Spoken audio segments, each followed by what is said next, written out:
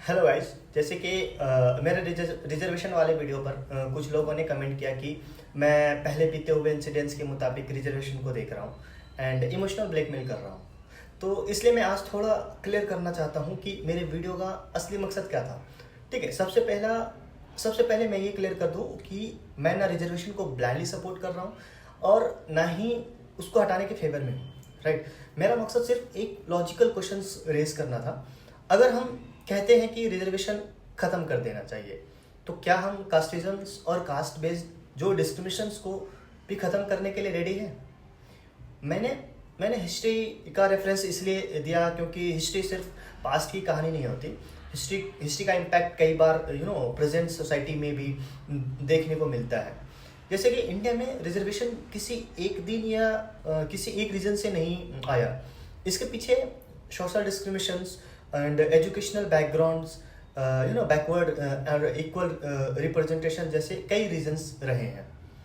आज भी हमारे सोसाइटी के कई पार्ट्स में कास्ट बेस्ड डिस्क्रिमिनेशन एग्जिस्ट करता है। नो डाउट, हर किसी को सेम क्वालिटी एजुकेशन नहीं मिलती, तो हर किसी को सेम अपॉर्चुनिटीज़ नहीं मिलती। तो मेरा सिंपल सवाल ये था कि अगर रिजर्वेशन को हटाने की बात हो रही है, तो क्या हम पहले उन इनइक्वालिटीज़ को एड्रेस करेंगे जिनकी वजह से रिजर्वेशन की ज़रूरत पड़ी। मेरा कहना ये बिल्कुल नहीं है कि रिजर्वेशन पर सवाल नहीं उठाया जा सकता है। बिल्कुल सवाल उठना चाहिए।